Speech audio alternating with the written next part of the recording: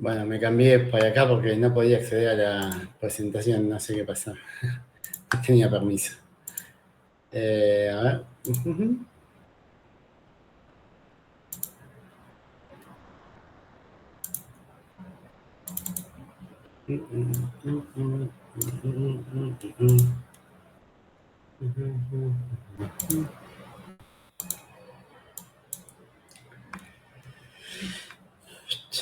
Bueno, voy a empezar con. Voy a poner a grabar primero.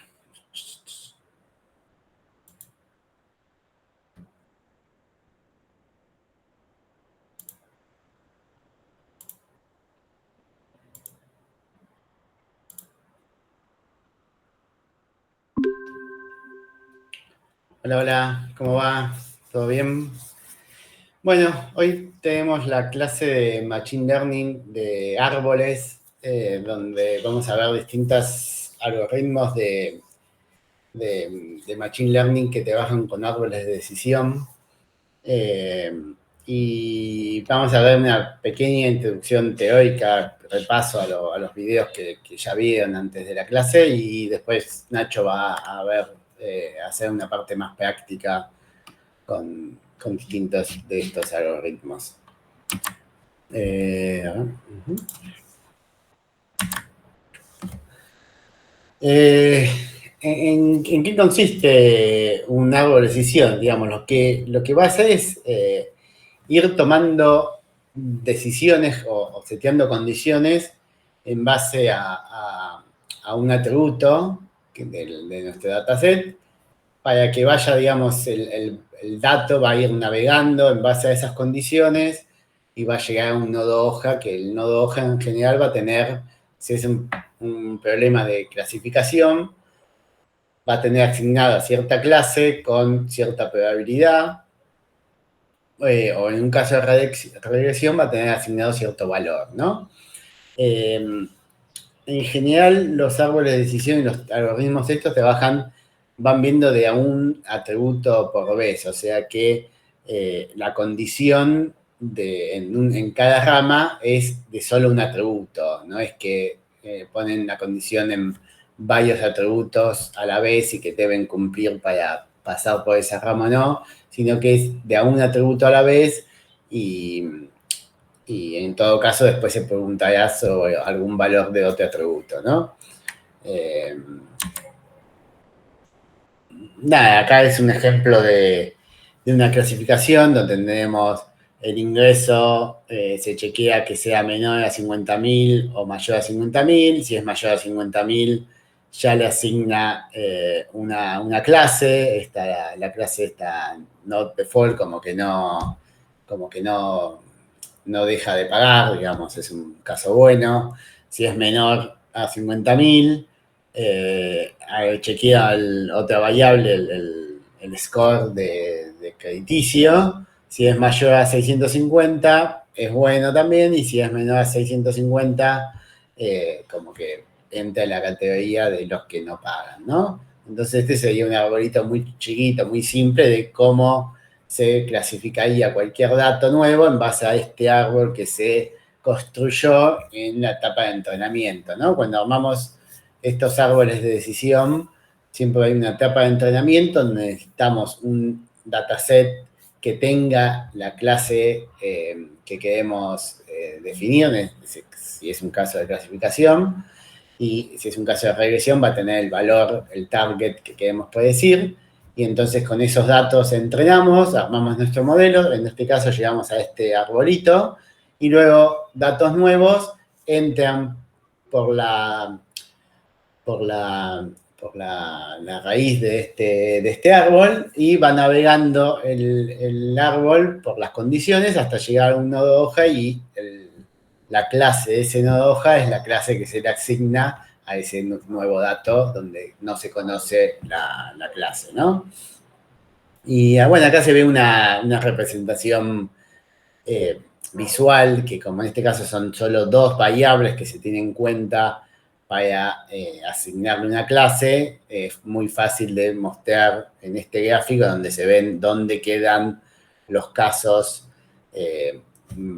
rojos y los verdes, digamos, los positivos y los negativos, en este caso, para darle o no un crédito, y se pueden ver los casos donde quedan más, los datos que quedan más clasificados con este árbol de decisión, ¿no?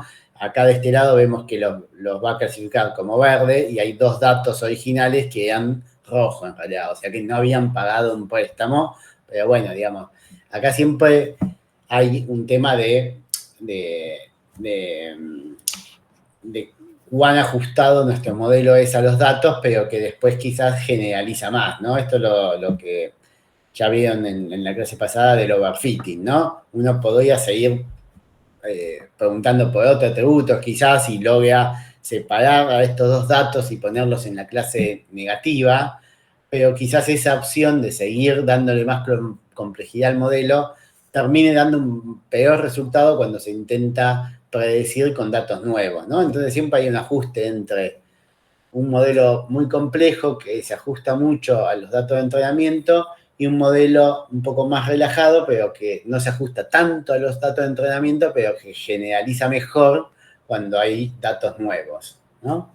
Acá también pasa lo mismo con esta clase, que serían, el árbol este los asignaría a la clase negativa y hay tres valores que son positivos, ¿no? Acá uno podría decir que este nodo hoja que asigna a los datos como negativos, los asigna con una probabilidad que está dada en la cantidad de valores negativos que había acá, dividido la cantidad total, ¿no? Entonces, en este caso, que son todos verdes, esta es una probabilidad de 100%, ¿no? En este caso es bastante alta y en este caso, bueno, parecería ser un poquito más baja esta, voy a que hacer los números, ¿no? Para ver cuánto da. Entonces uno podría, digamos, dar un resultado de cuando tiene un dato nuevo, este dato pertenece a esta clase con una probabilidad de tanto, ¿no? Y entonces una medida de la certeza que uno tiene que pertenezca realmente a esa clase.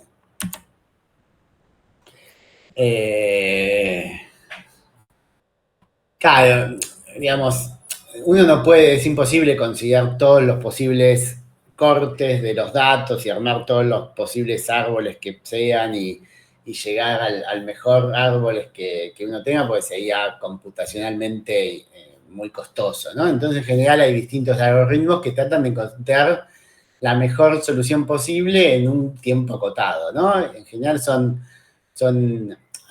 algoritmos de tipo greedy que van tratando de encontrar moviéndose de a poco al óptimo, ¿no? Y tratando a veces de evitar llegar a un óptimo local y agregan alguna cosita como para tratar de o cierta aleatoriedad que permita que no quedarse en un óptimo local, que podría haber otro óptimo mejor en algún otro lado, ¿no? Y digamos, en general son algoritmos que tienen cierto compromiso entre encontrar realmente la mejor solución y que sea en un tiempo computacionalmente razonable, ¿no?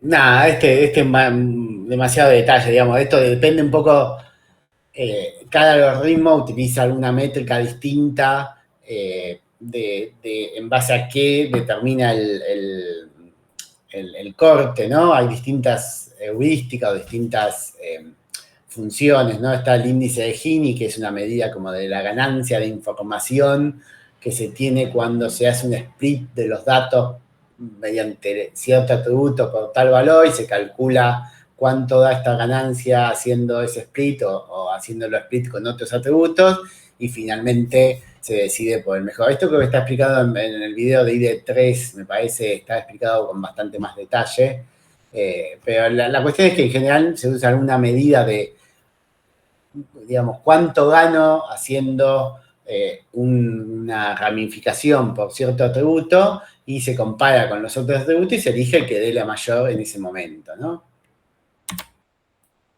¿Y cuándo se termina un árbol? Bueno, acá depende mucho de cada algoritmo, ¿no? Pero muchas veces el algoritmo que uno utiliza se le puede decir, determinar una cantidad máxima de la profundidad que quiere que tenga ese árbol, o se le puede decir la cantidad mínima de registros que tiene que tener un nodo hoja, como para que el árbol no crezca demasiado. O sea, hay distintas hiperparámetros que tienen los algoritmos que vamos a ver, que uno le puede setear para que el árbol no crezca demasiado y darle cierto límite a este árbol, ¿no?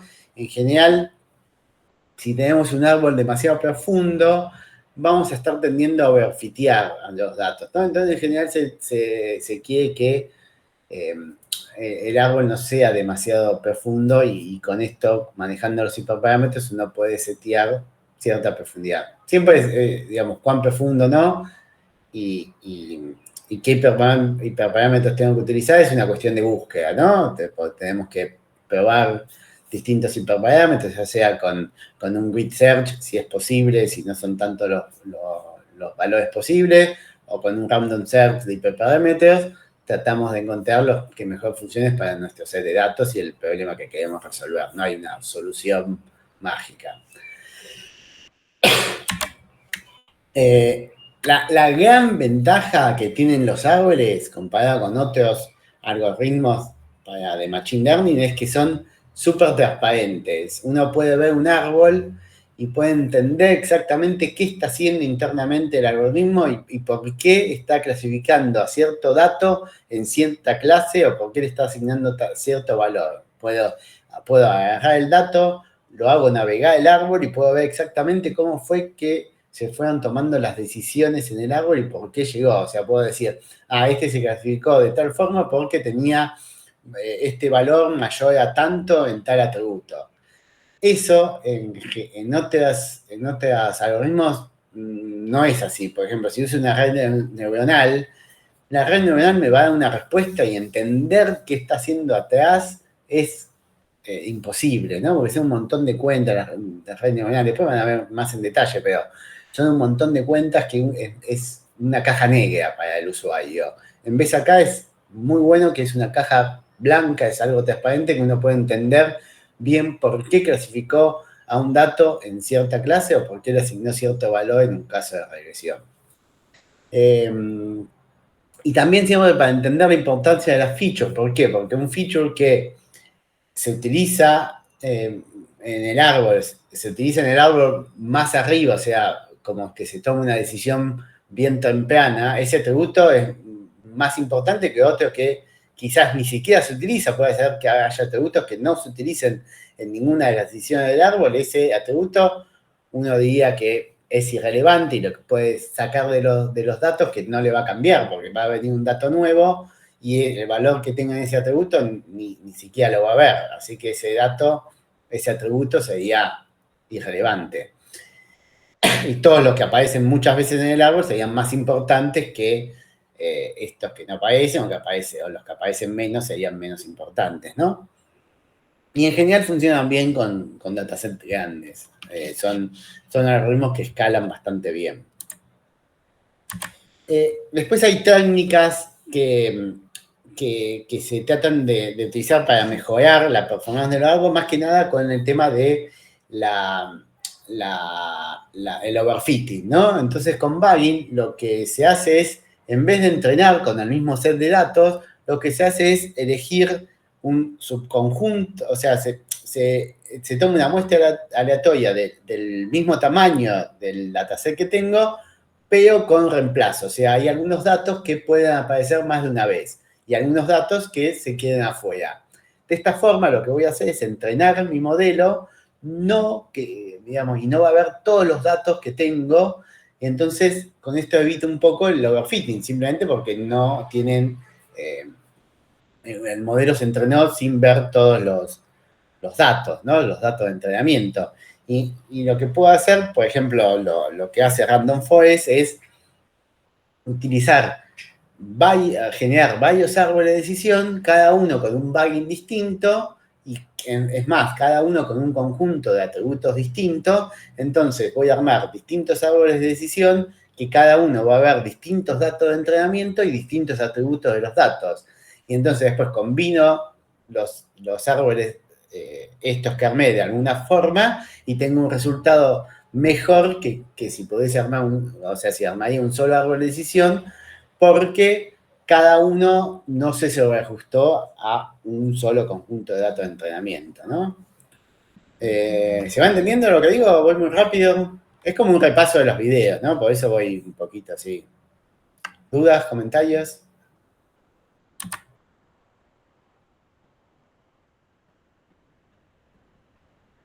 No, el merge, o sea, el dar el resultado final de los plugins, no, puede ser, digamos, digamos, acá hablo un poquito de esto, ¿no?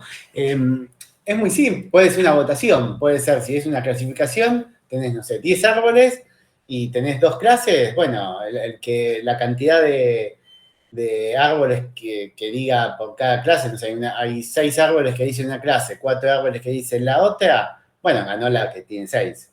Tan simple como eso puede ser. Si es un problema de regresión, podría ser el promedio de los 10 árboles que tengo, el valor promedio de los 10, es el resultado final. No es complicado. Pueden haber distintas variantes, podrías hasta, no sé, entrenar una red neuronal que sepa cómo combinar los árboles para dar el resultado mejor, digamos. Podrían armarse cosas más locas, pero en principio con estas soluciones simples los combinás, ¿no?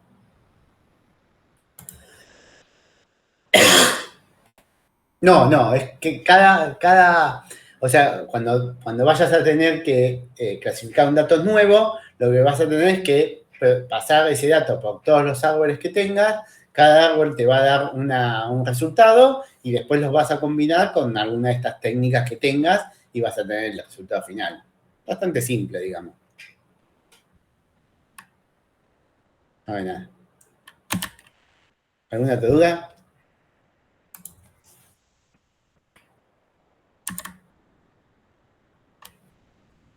Bueno, cuando tenemos bagging, podemos manejar cuántos árboles estoy armando, ¿no? O sea, ese es un parámetro importante, ¿no? No es lo mismo 10 que 100 que 1000, ¿no?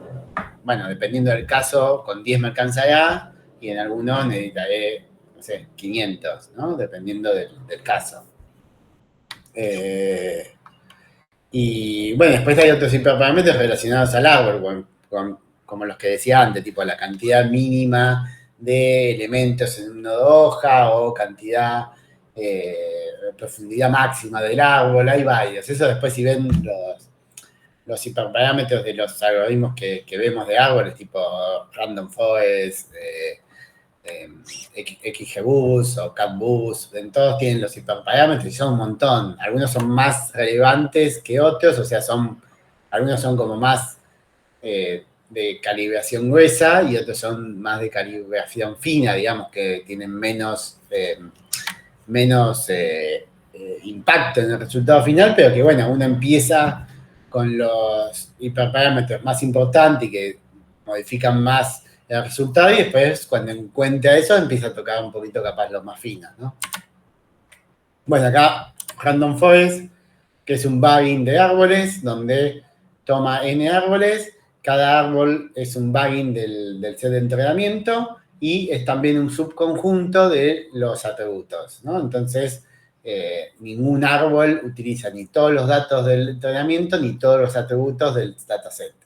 Y es un promedio de las predicciones.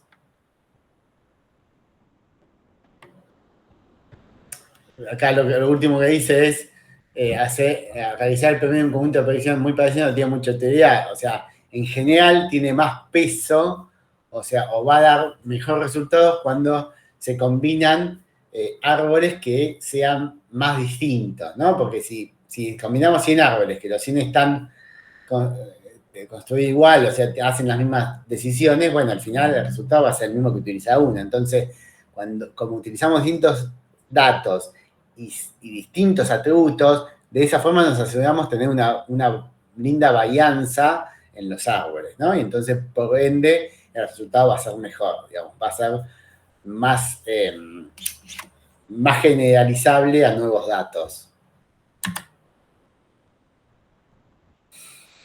Eso es lo que dijimos.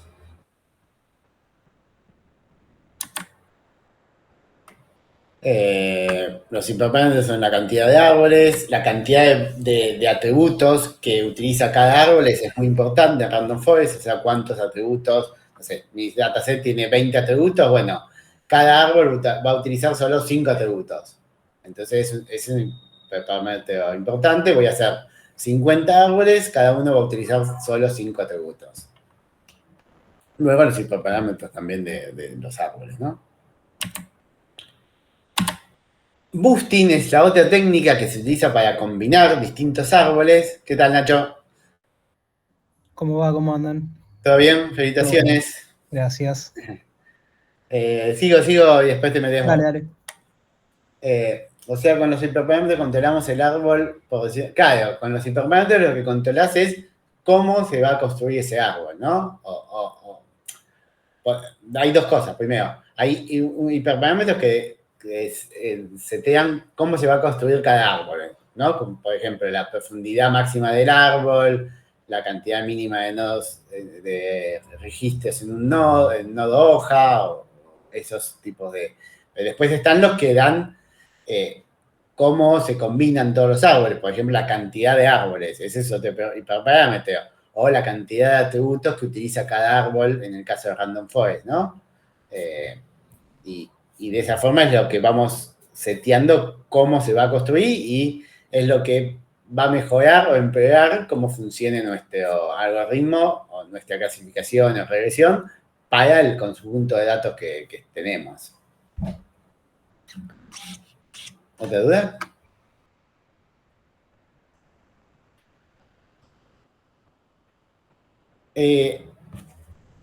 Otro caso otra forma, otro algoritmo para combinar árboles es el boosting.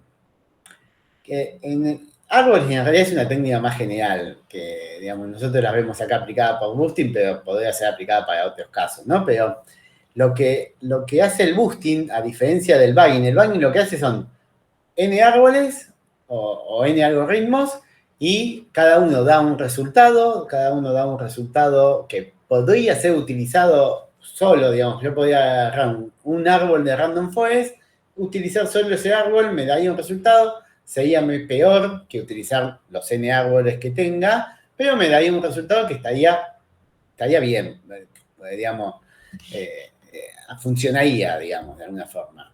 Ahora, en boosting, no, en boosting son n árboles, pero cada uno es como que se trata de acercar un poquito más al resultado final, ¿no? Entonces, por ejemplo, si estamos haciendo un caso de regresión, el primer árbol será un árbol, en general son bastante simples, son más simples los árboles de boosting que de bagging, y quizás chequee uno o dos atributos y le asigne un valor X, no sé, le asigne si llega a un nodo hoja, le asigna 1000, a otro le asigna 100, a otro le asigna 10. Después pasa por otro árbol, que también es otro árbol chiquitito y que ahí, un nodo capaz que tiene más 500, otro dice menos 200 y otro dice más 200, ¿no? Y después tengo otro tercer árbol que le va ajustando, y entonces cada árbol es como que va dando su porción en el resultado final. Entonces, tenemos el resultado final es pasar el dato que tenemos por todos los árboles y sumar todas las hojas que llegó el dato, ¿no? Entonces, el resultado final es la cuenta esa. En general, si yo uso un solo árbol de boosting, el resultado va a ser bastante malo, porque es como que cada árbol se acerca un poquitito, ¿no? Y entonces y algorítmicamente lo que cada árbol hace es tratar de corregir lo que el otro no pudo hacer, digamos. O sea, trata de, digamos, ve cuán mal andaba el otro y en base a eso trata de corregir y ajustar los valores que da en sus hojas para que se vaya acercando un poquito más al resultado final. Esto es más o menos lo que decía, ¿no? Se trata de predecir lo que el árbol anterior dio mal, o sea, el árbol siguiente trata de corregir lo que el anterior no pudo hacer bien.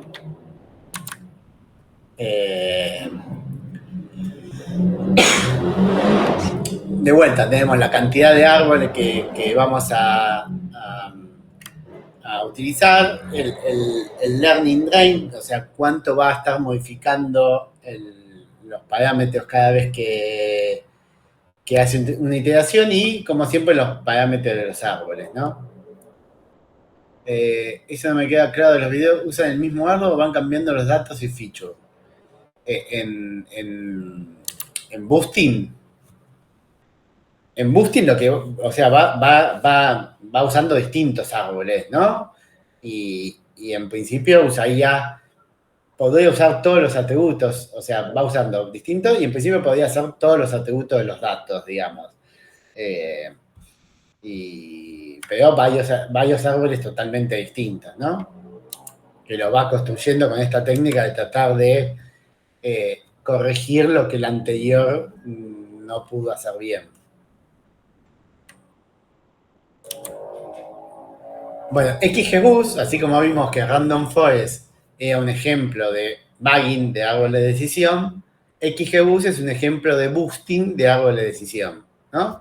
Que hace una implementación optimizada de boosting para que funcione bien, digamos, y tiene una función, digamos, un gradiente, que es lo que cada vez que itera con los árboles es lo que está tratando de optimizar.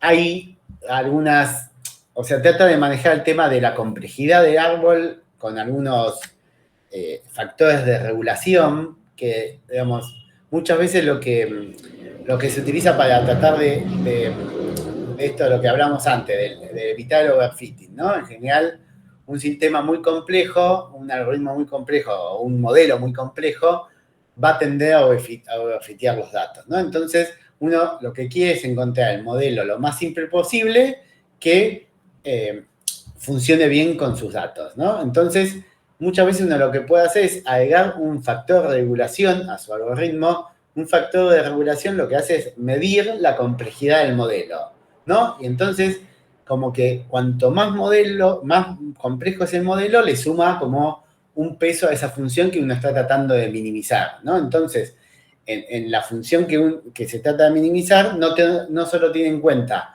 cuán bien está funcionando, sino cuán complejo es el modelo, ¿no? Entonces se trata de minimizar eso en conjunto para que el resultado final sea un modelo que sea lo suficientemente simple y que funcione lo suficientemente bien.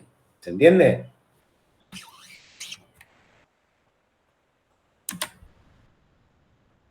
Camina bien. ¿Se entiende? ¿Se entendió? Es un repaso a los videos, ¿no? Es un repaso rápido a los videos, pero como para que, bueno, si surgen dudas, coméntenlas, son dos conceptos que son muy, muy, digamos, base de todo lo demás, como que es importante que queden bien, que se entiendan bien y que si tienen dudas que consulten. Mateo, sí. Sí, yo tenía una duda que no me termina de quedar claro del todo. ¿Cuál es la diferencia exacta entre Bagging y Random Forest? No, Random Forest es una implementación de Bagging, o sea, lo que hace Bagging, hay algunas cosas que son medias como que las deja más abiertas, digamos. Bagging es combinar distintos algoritmos, ¿no? Si son árboles de decisión, sería combinar distintos árboles de decisión para dar un resultado final. Random Forest, como que eso lo lleva y lo lleva a un algoritmo completo, donde dice, bueno, voy a hacer bagging para cada árbol, pero aparte voy a tomar solo M atributos para hacer cada árbol, voy a construir el árbol de esta forma específica, porque hay distintas técnicas para armar cada árbol de decisión, voy a utilizar este tipo de árbol, ¿entendés? Como que es bajar ese concepto más general de bagging a un algoritmo implementado que funciona. Clarísimo, Damián, gracias. No, de nada. ¿Alguna otra duda?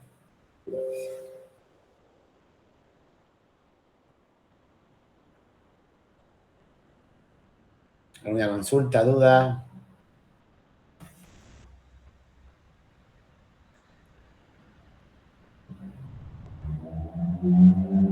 ¿Pasamos a la práctica? Dale, te paso el mando. Dale. Deja de compartir.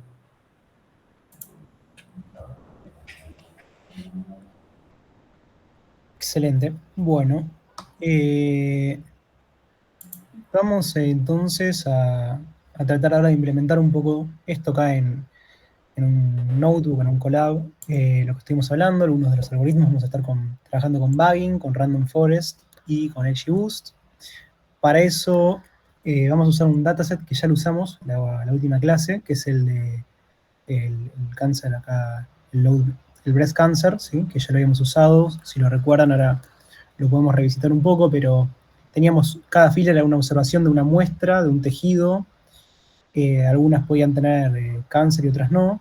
Y teníamos medidas un montón de características de estas muestras, como por ejemplo el radio promedio de la muestra, la textura promedio. Bueno, cada una de estas características se medirá de una forma en particular en un laboratorio, se supone. Tenemos entonces toda esta información. Tenemos 30 columnas, de las cuales una de ellas es el target. Claro, yo acá me levanto el dataset, me separo entonces la información por un lado, las variables predictoras, y por otro lado me separo el target. ¿Sí? Con el target recuerdan que eran entonces ceros o unos que indicaban si esa muestra tenía o no tenía la enfermedad. Acá lo que voy a hacer entonces es, de acá en adelante, para todos los algoritmos que vamos a visitar, es separar la muestra de entrenamiento y de testeo. En realidad vamos a hacer una muestra de entrenamiento y validación, no vamos a hacer una muestra de testeo porque no vamos a hacer una comparación entre los diferentes modelos. En la práctica tendríamos que hacer una tercera muestra que sea de testeo. Y acá, si recuerdan, estamos usando esta función, que es la de train test split. Y yo había hecho algunas consideraciones en la clase pasada, a ver si recuerdan o si me ayudan a entender por qué podemos usar esta función. Eso es muy importante, también considerándolo luego para el TP. ¿Por qué podemos usar esta función? A ver acá, en este caso. Una de las cosas que habíamos dicho era que no tenías time traveling. Bien. Y habías dicho otra cosa más importante que ahora no me acuerdo. Ok. Bien. Más que nada tiene que ver con que habíamos hecho un gráfico, si se acuerdan, un gráfico de torta. Habíamos visto que las clases, la 0 con la 1, no está tan desbalanceada, ¿sí? Relativamente, creo que era un 40 contra un 60%. Claro, la distribución de los datos, no sé si es uniforme, pero dentro de todo, las dos clases están bastante bien distribuidas, ¿no? Ampliadas entre las dos clases.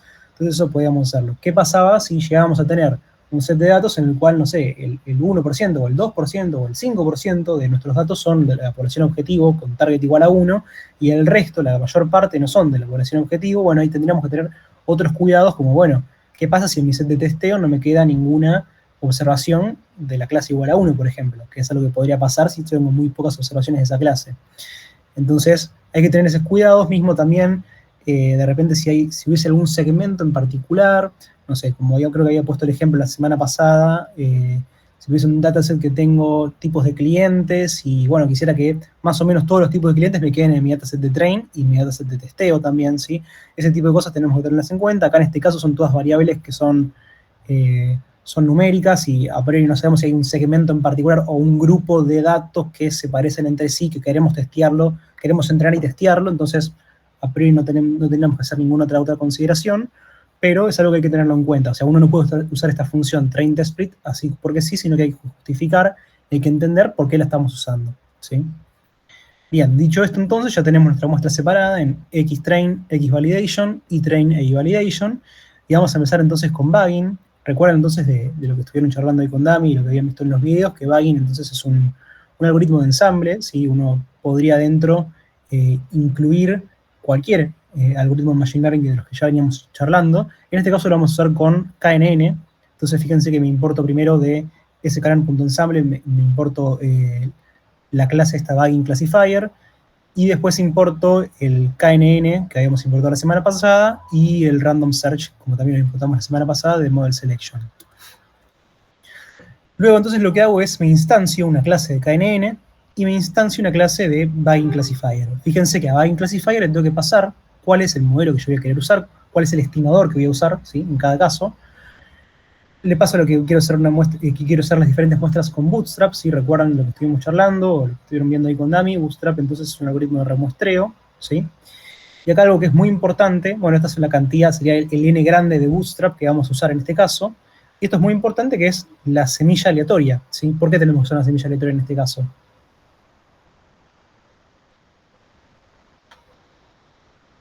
¿Qué habíamos dicho la semana pasada? ¿Cuándo usábamos una semilla aleatoria?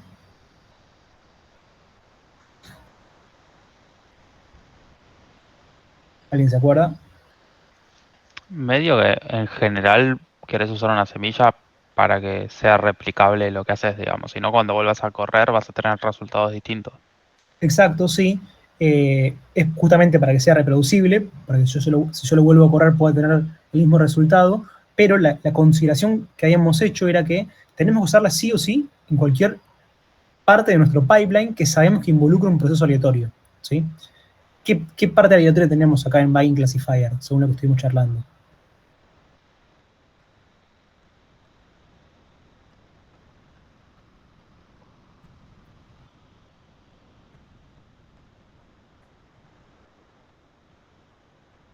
Perdón, profe, ¿repetís? Sí, en Bagging, ¿qué parte aleatoria tenemos en nuestro algoritmo de Bagging? ¿Qué hacíamos? Encontramos, la idea era tener B grande, ¿no? Muestras de entrenamiento y promediar de alguna forma esos resultados. O sea, en regresión promediaríamos la variable de respuesta, en clasificación haríamos voto de la mayoría, pero pues la clave ¿cuál era? Bueno, teníamos que construirnos esas B muestras de entrenamiento y para eso usábamos Bootstrap, ¿no?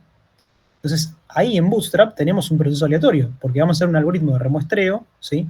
En el cual vamos a tomar una muestra con reposición de los datos originales. Entonces ahí tenemos un proceso que involucra algo aleatorio, entonces tenemos que tirar nuestra semilla. De repente, si nuestro algoritmo no utilizara nada aleatorio, bueno, no haría falta agregar la semilla. Sí, Perdón, porque no me había terminado de quedar del todo claro, ya que lo nombrás Bootstrap. sí. Lo aleatorio sería qué registro saco y cuál uso para reemplazar ese registro. Ambas selecciones serían aleatorias. Imagínate así, ¿no? Vos tenés n filas en tu set de datos, ¿no Sí. es cierto? Bueno, vos vas a querer que cada uno de tus estimadores, o sea, vas a armarte B muestras y B estimadores. Para esas B muestras, ¿sí? Vos vas a sacar con reposición muestras de tu set de datos original. Para eso necesitas un proceso aleatorio, o sea, es como si te dijese, elijo al azar un número entre 1 y n y agarro esa muestra. Vuelvo a agarrar un número al azar entre 1 y n y saco al azar esa muestra. Y así hasta completar n. Pero es con reposición. ¿Sí? Puedo poner más de una vez la misma observación. Ok, Pero eso es un proceso aleatorio, entonces por eso tenemos que poner la semilla. ¿Sí? claro, sí, entiendo. Bien, excelente. Una vez que instanciamos entonces el estimador que vamos a usar y el bagging, ¿sí? En Estimator sería entonces el B grande, que vamos a usar un 100, pero podría ser un número un poquito más grande, 500 hasta 1000 podría ser. Justamente lo que queremos acá es aprovechar entonces la bondad del promedio, ¿no? Queremos promediar esas estimaciones para tener menor varianza y mejor precisión. Entonces, bueno, si yo pongo un n muy chiquito, o sea, si mi n estimator fuese 2 o 3, bueno, por ahí no estoy aprovechando también la bondad del promedio, entonces por eso n tiene que ser significativo, no tiene que ser, por ejemplo, a partir de 100 para aprovechar ahí lo que dice la ley de los grandes números. Luego entonces me defino acá mi set de hiperparámetros que yo quiero probar. Vamos a hacer random search. ¿Sí? Recuerdan que habíamos visto random search versus grid search. Random search lo que tenía a favor es que nosotros elegimos la cantidad de iteraciones que vamos a hacer, la cantidad de combinaciones que vamos a probar. Como desventaja no estamos probando todos, o sea que nos vamos a quedar con el óptimo local. El grid search tenía como desventaja el tiempo, que bueno, va a ir probando todas las combinaciones que definimos. Como ventaja, bueno, vamos a encontrar el óptimo global dentro del conjunto de hiperparámetros que nosotros definimos. En este caso, fíjense que estoy definiendo hiperparámetros de KNN. Son los mismos que habíamos, o parecidos a los que habíamos hablado en la clase pasada, ¿sí? La cantidad de vecinos, el algoritmo de pesos, que puede ser uniforme, puede depender de la distancia, y este estimador P, este P lo que hacía era las diferentes métricas de distancia, si era la distancia euclídea, la distancia de Manhattan o alguna otra.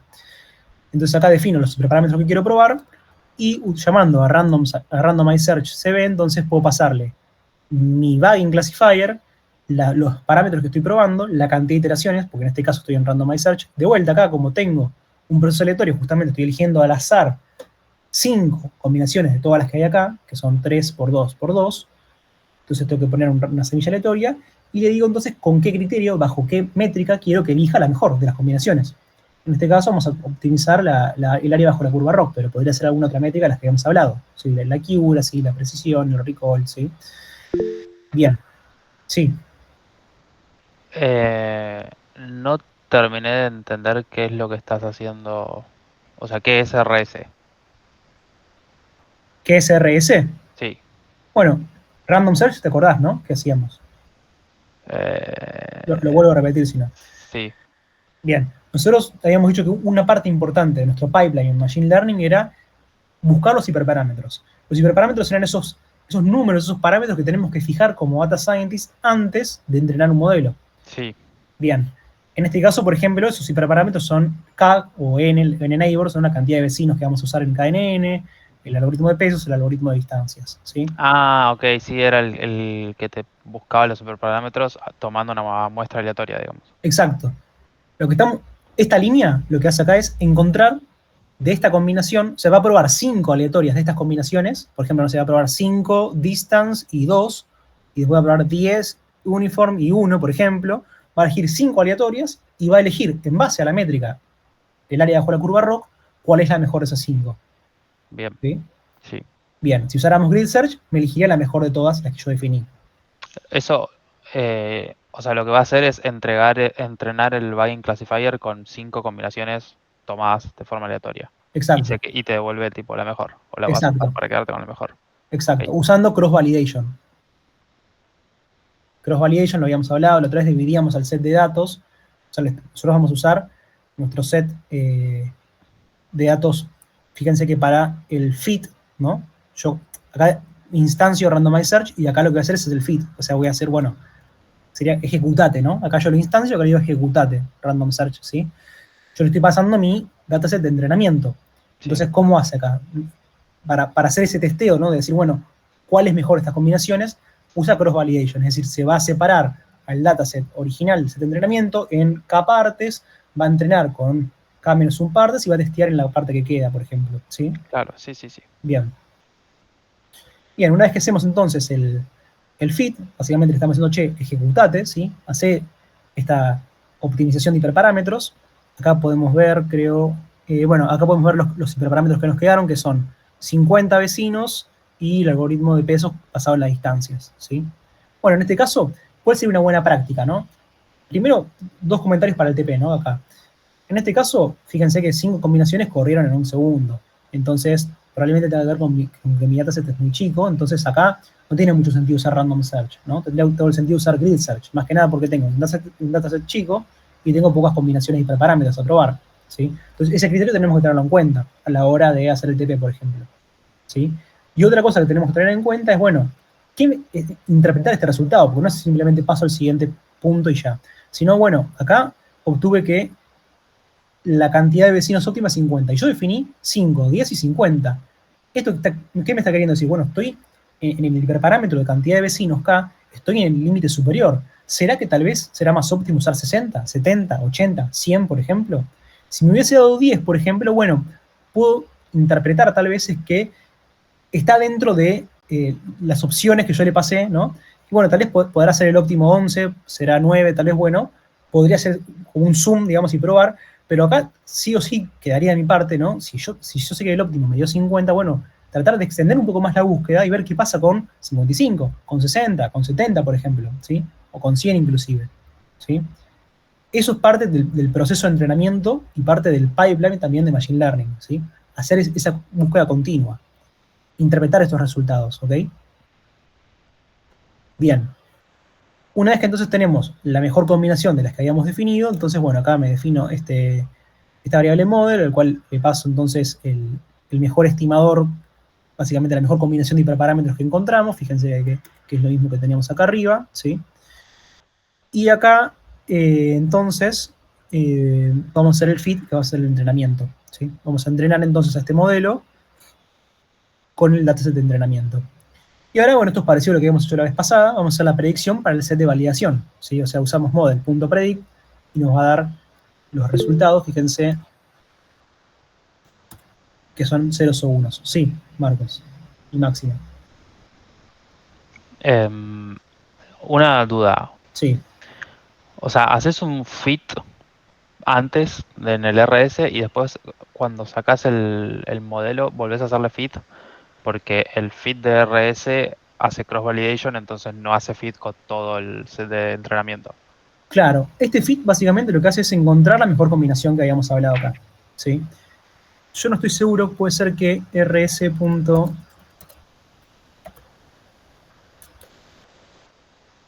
Habría que ver, mira acá, Best Estimator. Bueno, mira, no hace falta hacer el fit, ya lo tengo acá en Best Estimator. Ya RS, o sea, Random Search, ya me devuelve, si yo llamo a Best Estimator, ya me devuelve el modelo entrenado para la mejor combinación que encontró. O sea que toda esta parte que está acá estaría de más. O mejor dicho, acá Model podría definirlo como Best Estimator, no hace falta que lo entrene yo, porque ya de alguna manera Random Search, es como que Random Search dice, bueno, te encuentro la mejor combinación y te entreno con tu dataset de train con la mejor combinación y ya te devuelvo el modelo entrenado. ¿Sí? Claro, pero el entrenar una combinación con el cross validation no es lo mismo que entrenarlo con todo el set de Total. entrenamiento. No. Acá en el Best Estimator te lo entrenó con todo train. Claro, ok. ¿Sí? Bien. Sería como una chapa que te da la clase de Randomize Search. Sí, Podría sí, no tiene hacerlo. sentido. Bien. Sí, que máximo creo que era. No, yo había preguntado el tema de scoring. Sí. Ahí usaste la función la rock out. Sí. Por lo que me acuerdo, esa función era como que vos probabas con distintos valores del threshold, de si lo dabas como bueno o malo, y después calculabas el área que te quedaba. Sí. Esa función, al tener que estar probando con varios valores, ¿es más cara que, por ejemplo, usar una más sencilla? Posiblemente, sí. Ok. Sí.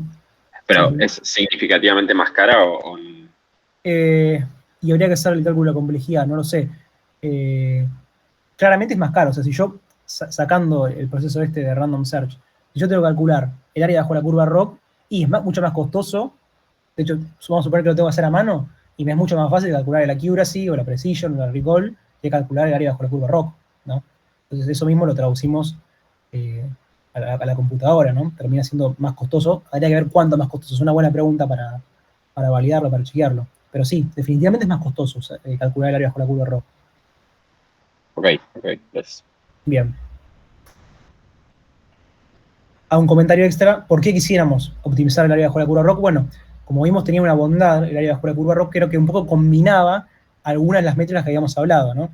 Graficábamos el True Positive Rate, ahora creo que lo tengo abajo el área bajo la curva ROC, pero graficábamos entonces la sensibilidad y uno menos la especificidad, entonces un poco que el área bajo la curva ROC combina, por eso se usa mucho, ¿no? Porque combina algunas de las métricas que habíamos hablado antes, que dependen de la matriz de confusión, que es justamente lo que tenemos acá la Confusion Matrix, entonces yo le paso el e-validation y el e-predicho, o sea, estos son los valores reales para mi dataset de i, para mi dataset de validación, estos son mis valores predichos, entonces por el modelo para ese mismo dataset. Y acá, bueno, con este código podemos graficar la matriz de correlación o de confusión, ¿sí? Entonces lo que queríamos entonces era que esta diagonal fuese lo más grande posible, y esta otra diagonal sea lo más baja posible, ¿sí? Porque son las observaciones mal predichas, ¿sí? Incorrectamente predichas. En base a eso, bueno, podríamos calcular, como ya habíamos visto, otras métricas como el accuracy, la precisión, el recall. Y acá lo que voy a hacer entonces es calcular el área bajo la curva ROC. Recuerden entonces que para calcular el área bajo la curva ROC no puedo usar las predicciones binarias que tenía acá arriba, ¿sí? ¿Por qué? Porque habíamos dicho entonces que en el área bajo la curva ROC calculábamos el True Positive Rate y el False Positive Rate para diferentes umbrales, como recién mencionaban. Entonces yo le tengo que pasar el score o la probabilidad que me devuelve el modelo, ¿sí? Entonces eso mismo es lo que estoy haciendo acá. Fíjense que en hiperproba no tengo los valores binarios de predicción, sino que tengo la probabilidad, el risk, el score que me devuelve el modelo, ¿no? Y bueno, acá llamando a esta función que ya está implementada en sklearn, pasándole los valores reales y los valores predichos en probabilidad, me calcula el área bajo la curva ROC, y de hecho acá, usando la función ROC_curve, puedo entonces graficarla, ¿sí? Fíjense, recuerden que en la diagonal queríamos estar siempre lo más lejos posible de la diagonal, ¿sí? Habíamos visto qué pasaba en el punto 00, qué pasaba en el punto 10, perdón, en el punto 11, ¿sí? Y habíamos visto que en el punto 01 era el punto que más nos interesaba llegar, ¿no? Era el punto, era el mejor modelo posible que nunca se equivocaba. Entonces queríamos estar lo más cerca posible del punto 0,1 y por eso queríamos que la curva tuviese el área más grande posible, ¿sí? Bien. ¿Alguna duda hasta acá?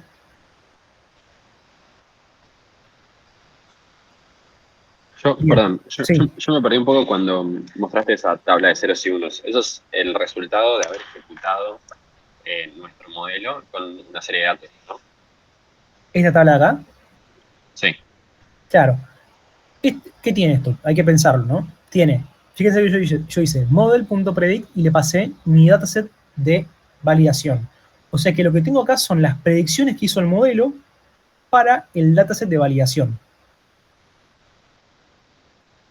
¿Cómo las tomó estas predicciones? Bueno, seguramente usó un umbral de 0,5, es decir, hizo esto que está acá abajo, ¿no? Tomó. Esto es lo que devuelve el modelo. El modelo devuelve entonces una probabilidad, porque ¿qué habíamos visto? Hacíamos un voto de la mayoría. Habíamos entrenado, vamos a ver de vuelta, ¿no? Vamos a pensarlo. Bagging, ¿qué teníamos? Teníamos 100 estimadores. Cada estimador me va a dar un resultado diferente, ¿no? Para cada muestra. Puede ser que coincidan algunos, otros me dará algo diferente. Entonces, después, ¿cómo hago la predicción? Bueno, agarro cuántos estimadores me dieron clase 1 sobre el total de los estimadores y esa es la probabilidad, por ejemplo, de hacer clase 1, que es lo que tenemos acá, ¿no? Acá abajo. Entonces, después queda decidir cuál va a ser mi umbral. Bueno, esto es algo que en la vida real se hace, ¿no? En la vida real, cuando tenemos modelos muy complejos, una parte importante del pipeline es buscar cortes, y muchas veces se buscan cortes a partir del cual decidir tomar una clase u otra para diferentes segmentos. O sea, por ejemplo, podríamos decir, bueno, para los usuarios que son más confiables o que conocemos más, usamos un segmento un poco más, que sea un poco más benévolo, ¿no? Y para los usuarios que no conocemos, los usuarios nuevos, por ejemplo, podríamos usar un corte más estricto, por ejemplo, no sé, en algún caso, depende de qué estamos intentando predecir, ¿no? O, no sé, de repente encontramos que es mejor si predecimos para personas de sexo femenino o masculino con diferentes cortes y eso nos optimiza la predicción. Bueno, es un proceso que podríamos llegar a hacer. En el caso de default, en este caso que tenemos acá, usamos 0,5. Es decir, si a partir de 0,5, si la probabilidad que me vuelve el modelo es 0,5 para arriba, entonces clasificamos como clase 1. Si es menor, clasificamos como clase 0, ¿sí? Perdón, y entonces esos que vemos 1 y 0 puros en Sí. el modelo que es con coma, el de abajo. Sí. Es porque, no sé, todos los árboles se pusieron de acuerdo, podemos decir. Exacto, sí, exactamente. Ok. Exactamente. Fíjense, a ver si yo tengo esto por acá. A ver, vamos a compararlo así a ojo, ¿no? Fíjense, el primero es un valor muy cercano a 0, la predicción es 0. El segundo es menor que 0,5, la predicción es 0. El segundo es mayor que 0,5, la predicción es 1. El tercero, perdón, ¿no? El cuarto es 1, como decís ahí, todos los 100 estimadores se pusieron de acuerdo, entonces, bueno, listo, esa es la predicción 1. En este caso también, como es un número cercano a 0, la predicción va a ser 0, y así, ¿sí? Entonces, en el IPRED tenemos la predicción binaria si el corte fuese 0,5. Pero eso no me sirve a mí para hacer la curva ROC, porque justamente en la curva ROC queríamos hacer una predicción, queríamos calcular. ¿Dónde tengo la curva ROC? Acá. Queríamos calcular esta tasa de falsos positivos y tasa de verdaderos positivos para diferentes umbrales. O sea, por ejemplo, para 0,05, 0,1, 0,15 y así, ¿no? Graficábamos esos dos puntos acá y con eso formábamos la recta, ¿sí?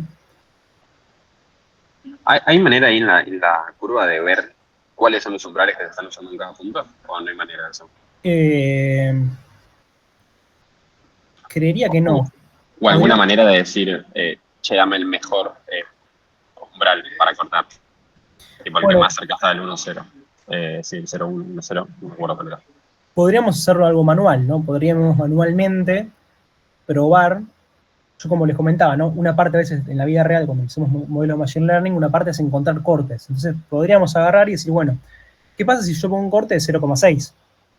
Y ver cómo me queda, ¿no? La tasa de falsos positivos y eso es algo que se puede calcular, ¿no? La tasa de verdaderos positivos y la tasa de falsos positivos, ¿no?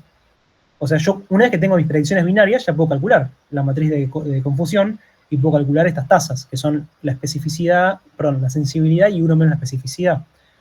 Entonces uno, si quisiera, podría agarrar y decir, bueno, así como definimos hiperparámetros al principio para el modelo, podríamos definir una serie de cortes y ver cómo me dan estas dos métricas y podríamos pintarlas, si quiere, con los puntitos, ¿no? De acuerdo a el corte que pusimos. Se podría agregar, sí, se podría agregar.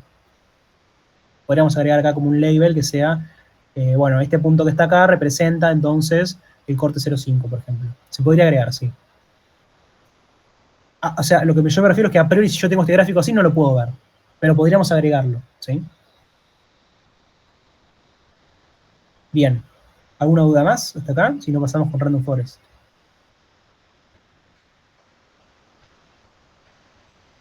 Bien.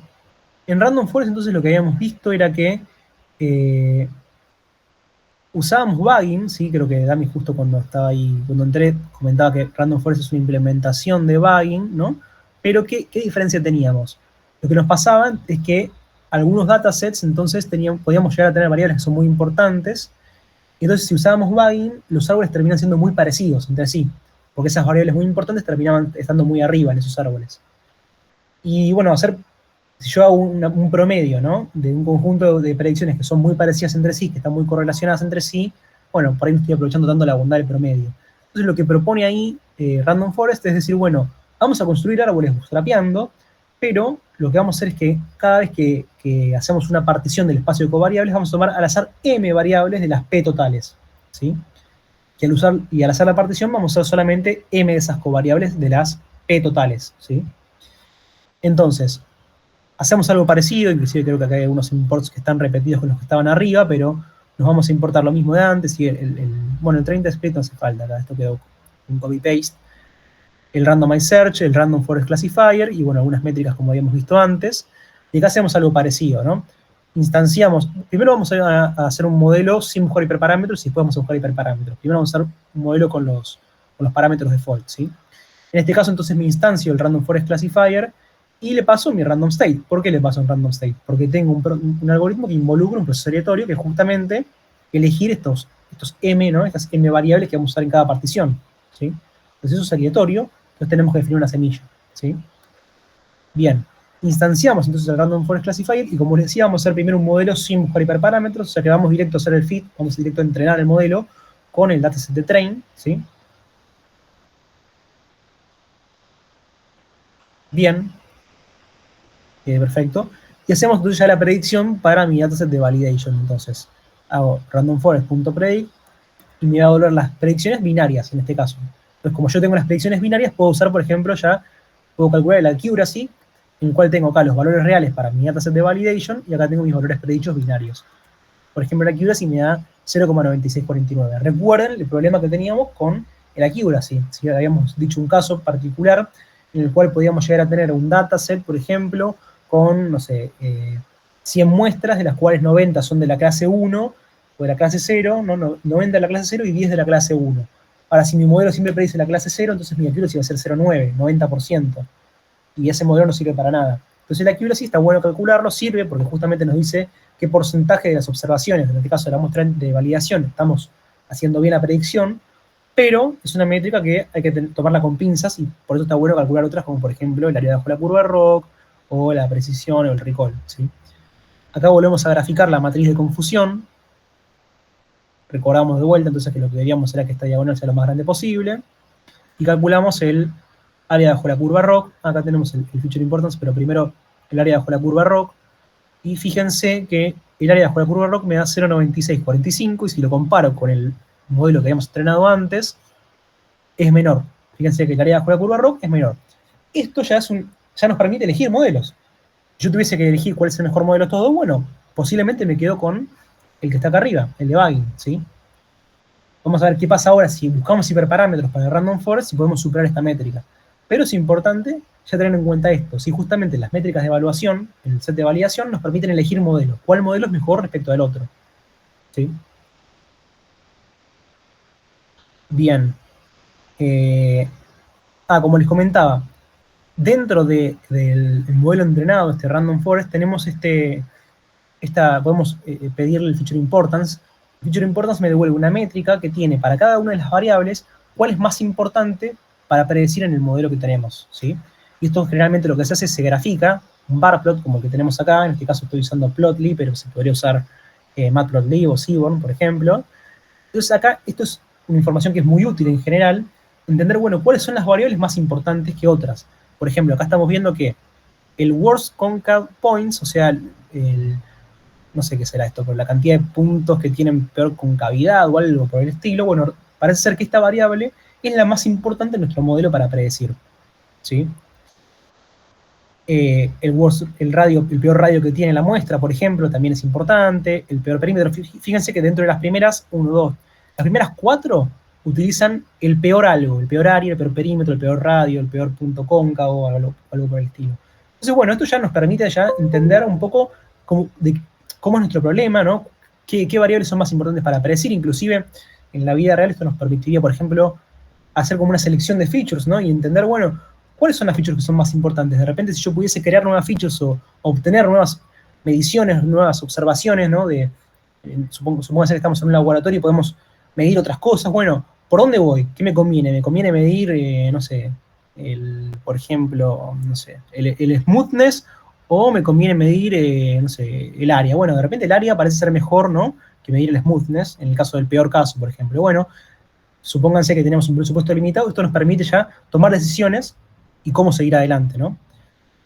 Bien, como les decía, entonces ahora vamos a entrenar un random forest, pero buscando hiperparámetros. Fíjense que los hiperparámetros que vamos a buscar son la cantidad de estimadores, ¿sí? Es decir, la cantidad de árboles que vamos a estar construyendo, ¿sí? Con las muestras de Bootstrap, ¿sí? Y vamos a setear algunos parámetros. Estos 3 que están acá tienen que ver con los árboles. Fíjense, este max depth controla la profundidad máxima que puede alcanzar un árbol, ¿sí? Un árbol más profundo puede modelar más interacciones entre características.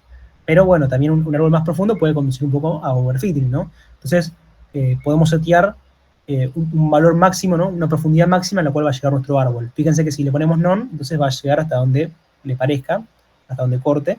Y si no, acá tenemos profundidades máximas, por ejemplo.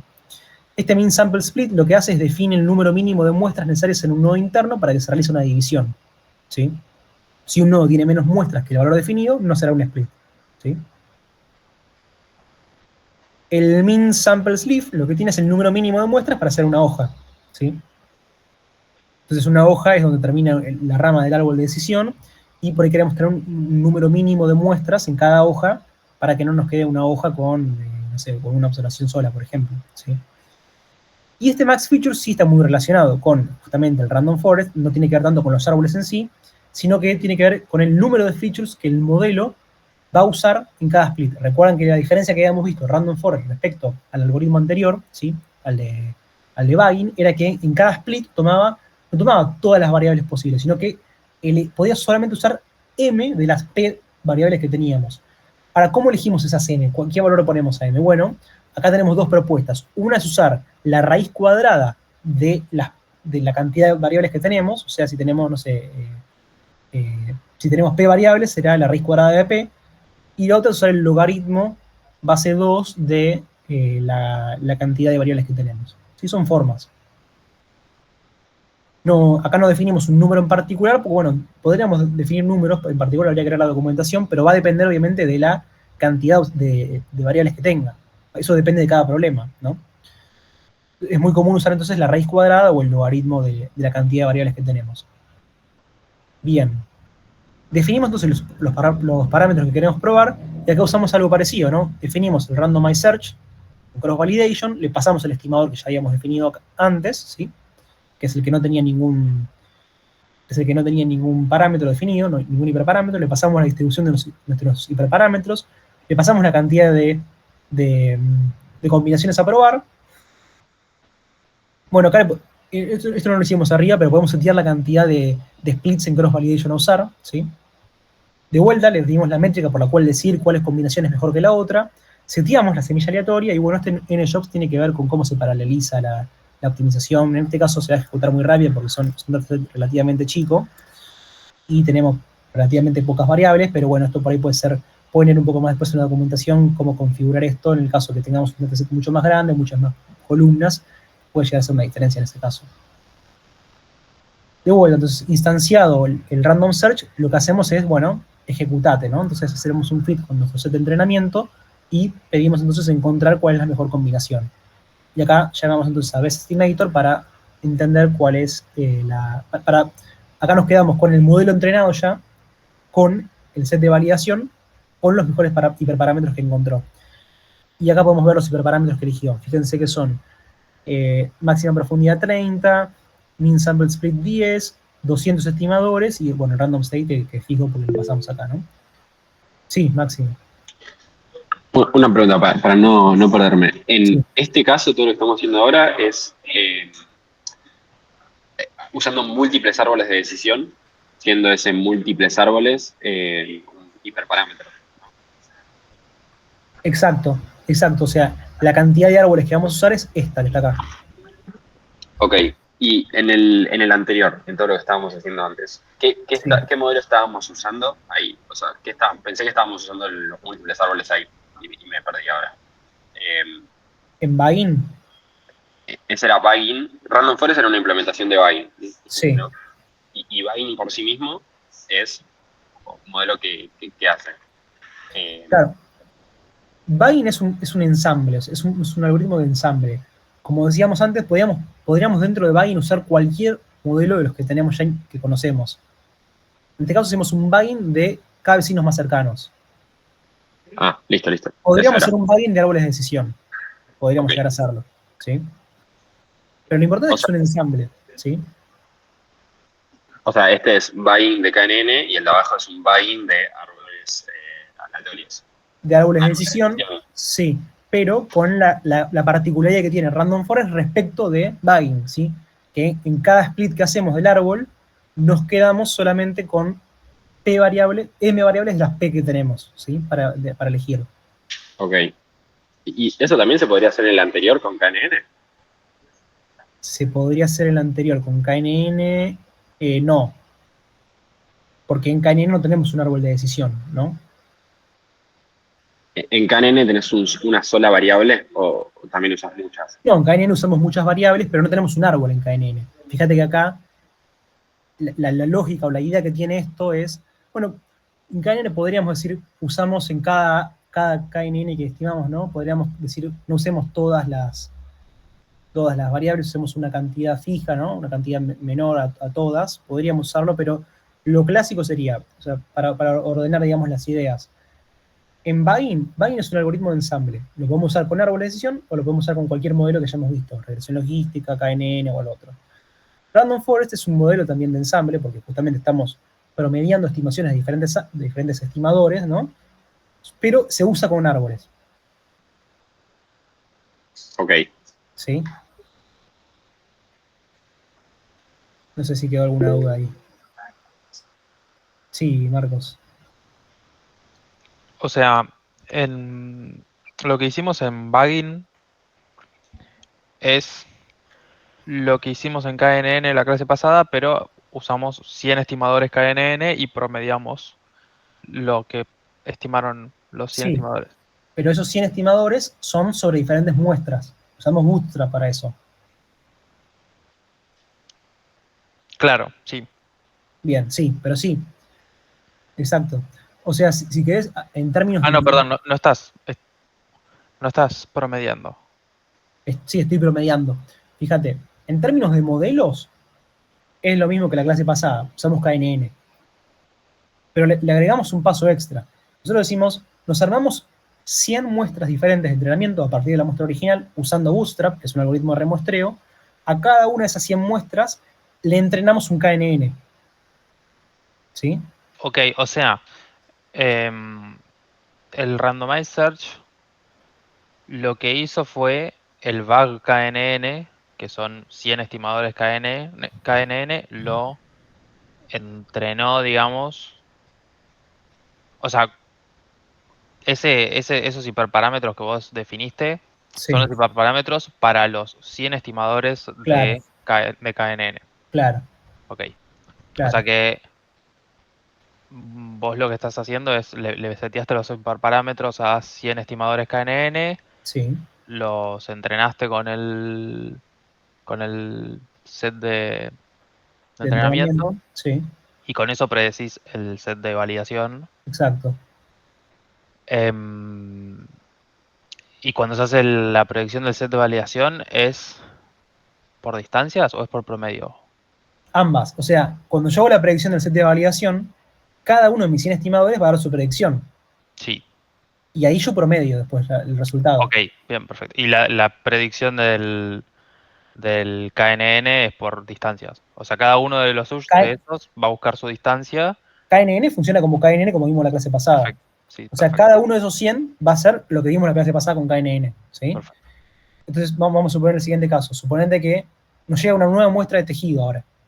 Queremos predecir con nuestro modelo de bagging que hicimos acá.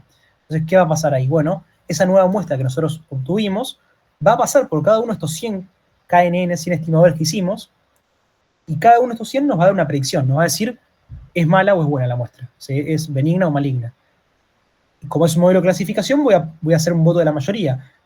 De los 100 estimadores, no sé, si 70 me dieron que es maligna, entonces voy a clasificar como maligna, ¿sí?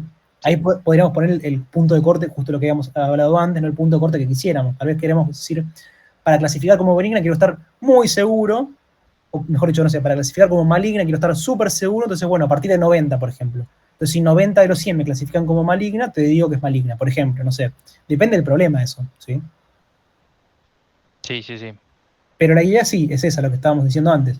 Cada KNN me va a hacer su estimación, su predicción, y después lo que vamos a hacer es promediar si es un caso de regresión o vamos a, por voto de la mayoría, elegir la predicción final que hacemos, ¿sí? Bien. Bien. Y el Random Forest medio que es casi lo mismo, pero Sí. en vez de usar KNN estás usando árboles de decisión.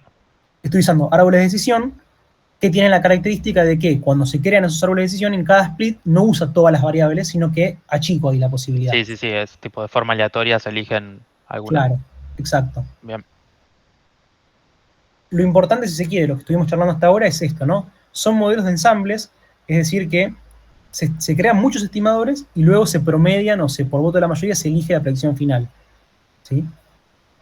Que tiene que ver un poco con, o sea, fíjense que lo estamos hablando es básicamente de vuelta, bootstrapeamos muestra de entrenamiento, o sea, creamos con un algoritmo de resampleo, creamos nuevas muestras de entrenamiento, que es el origen del cual parte la idea, ¿no? O sea, recuerden que la idea lo que decía era, si tenemos una variable aleatoria que tiene como varianza sigma cuadrado, sabemos que por ley de los grandes números, si tenemos n de esas variables aleatorias independientes entre sí con la misma distribución, entonces el promedio de esas n observaciones va a tener la varianza sigma cuadrado dividido n.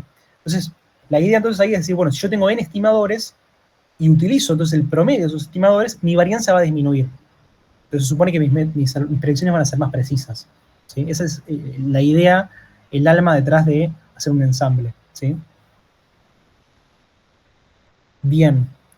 Nos habíamos quedado entonces en que habíamos definido los hiperparámetros, habíamos instanciado random search, le habíamos hecho fit con el set de entrenamiento, y bueno, acá nos quedamos entonces con el mejor estimador ya entrenado. No hace falta hacer esta línea de acá, ¿no? Porque ya tenemos acá el best estimator, como habíamos visto hace un ratito.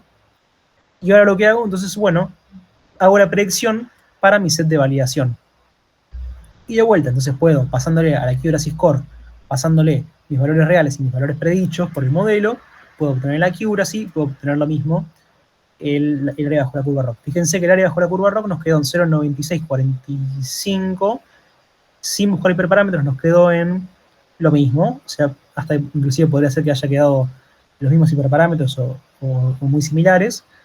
El objetivo acá, obviamente, en la vida real uno quisiera que, al hacer una búsqueda de hiperparámetros extensa, compleja, fíjense que acá probé solamente 5 combinaciones, si yo hubiese hecho un grid search acá, posiblemente mi métrica hubiese mejorado.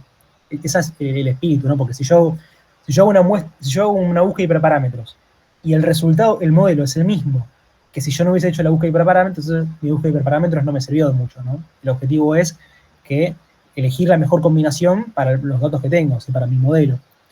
Entonces, esperamos que después de la búsqueda de hiperparámetros nuestra métrica mejore, ¿sí? Y de vuelta podemos graficar acá la matriz de confusión, que es muy parecido a lo que vimos antes, y también podemos graficar acá el importance de las features, ¿sí? Fíjense que nos quedaron, bueno, se cambiaron algunas, ¿no? Creo que sin buscar hiperparámetros, fíjense que el worst perimeter era la tercera y ahora pasó a ser la primera. Y la cuarta, que también era el worst algo, ahora no quedó el mean concave points, por ejemplo. Ahora, de vuelta, ¿no? Podemos sacar conclusiones. Vemos que la concavidad algo nos dice, ¿no? Fíjense acá, de las primeras, no sé, 5 o 6 features, hay 3 que tienen que ver con la concavidad. Bueno, eso podríamos pasárselo a un equipo de Data Analytics, podríamos iterarlo de vuelta y tirar nuevas features a partir de esto. Bueno, es parte del proceso continuo de entrenamiento, ¿sí? Por último, vamos a hablar de XGBoost. No sé si a alguien le quedó alguna duda de la parte anterior de Random Forest. Si no, pasamos a XGBoost. Bien. Es bastante parecido, vamos a ir rápido acá porque es muy parecido a lo que estuvimos viendo antes, solo que cambia obviamente el modelo. Importamos de la librería de XGBoost, importamos entonces XGBoost. Hacemos, bueno, acá no lo importante, pero bueno, estamos importando la clase XGB Classifier. Pasamos entonces, bueno, este Objective es la función que queremos, la función de pérdida que queremos optimizar, entiendo que es esto. Acá tenemos la cantidad de estimadores, esto es muy parecido a lo que habíamos hablado antes. Vamos a entrenar primero entonces un XGBoost sin buscar hiperparámetros, con algunos parámetros definidos, sí, medio a lo bruto. Después creo que tenemos acá abajo la búsqueda de hiperparámetros como corresponde. Fíjense que estoy definiendo, bueno, la máxima profundidad como 3, por poner algún número para jugar. 100 estimadores, 100 árboles, ¿no? El random state, ¿sí? Y el learning rate, que recuerdan cómo era lo del learning rate, ¿no? ¿Quién me puede contar un poco el learning rate en XGBoost?